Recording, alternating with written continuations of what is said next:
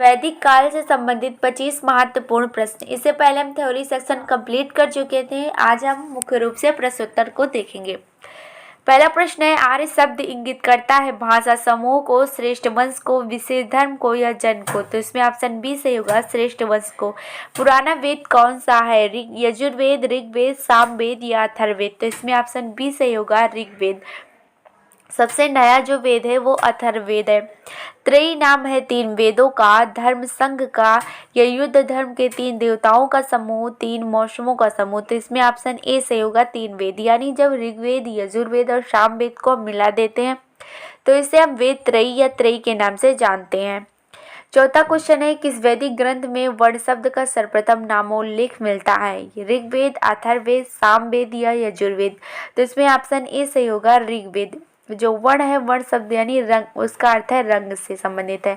वर्ण व्यवस्था से संबंधित पुरुष सूक्त मूलतः पाया जाता है अथर्ववेद, सामवेद, ऋग्वेद या मनुस्मृति। तो इसमें ऑप्शन सी सही होगा, ऋग्वेद में।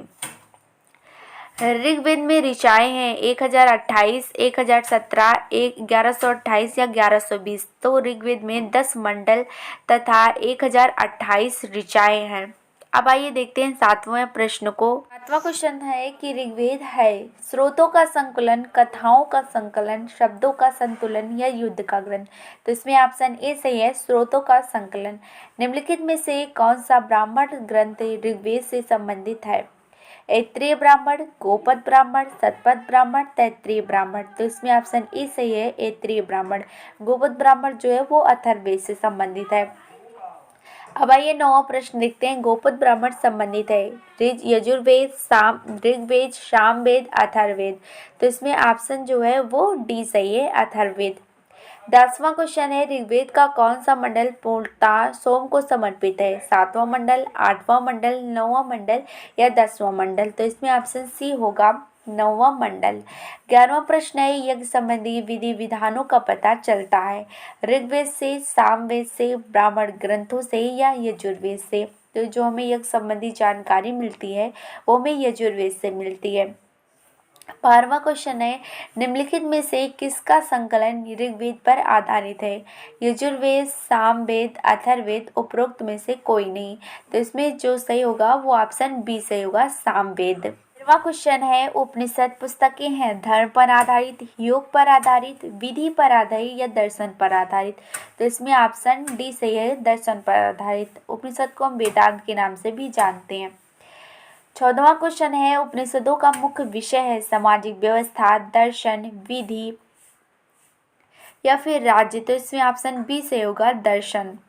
आइए 15वां क्वेश्चन देखते हैं। निम्नलिखित में से किस एक वैदिक संहिता में मोक्ष की चर्चा मिलती है? ऋग्वेद, परवर्ती संहिता, ब्राह्मण या उपनिषद।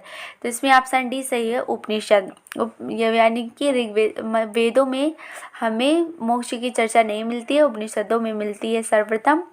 और यह शब्द श्वेताश्वर उपनिषद में पहली बार आया था।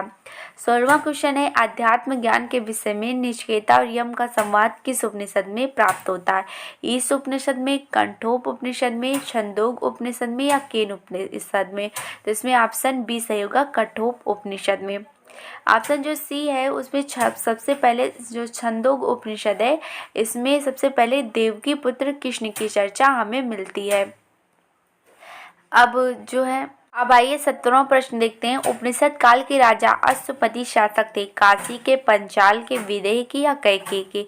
तो इसमें जो ऑप्शन से होगा वो ऑप्शन डी सही है, यानी कि कैकेयी के। 18वां प्रश्न है, आरंभिक वैदिक संहिता में सर्वाधिक बड़ी नदी है सिंधु, सरस्वती, गंगा या चिनाब। तो इसमें ऑप्शन ए सही है, सिंधु नदी। 19वां क्वेश्चन है, भारतीय संस्कृति के अंतर्गत रीत का अर्थ है प्राकृतिक नियम, कृत्रिम नियम, मानवीय नियम, सामाजिक नियम। तो इसमें ऑप्शन ए सही है, प्राकृतिक नियम। 20वां क्वेश्चन है, निम्नलिखित वैदिक देवताओं में किसे उनका पुरोहित माना जाता था? अग्नि, बृहस्पति, रुद्र या इंद्र। तो इसमें ऑप्शन बी सही होगा, बृहस्पति को जो है उनका पुरोहित माना जाता था। अब आइए अगला प्रश्न देखते हैं।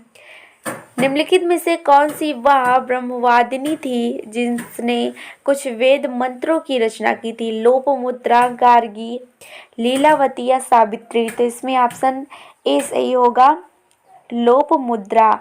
लोपमुद्रा जो थी वो अगस्त्य ऋषि की पत्नी थी।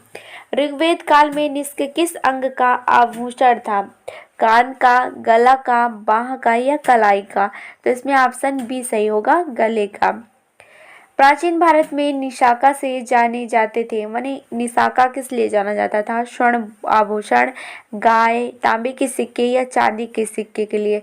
तो इसमें ऑप्शन ए सही होगा, स्वर्ण मुद्रा के, स्वर्ण आभूषण के लिए। 24वां प्रश्न है, गोत्र शब्द का प्रयोग सर्वप्रथम हुआ था? अथर्ववेद, ऋग्वेद, सामवेद या यजुर्वेद?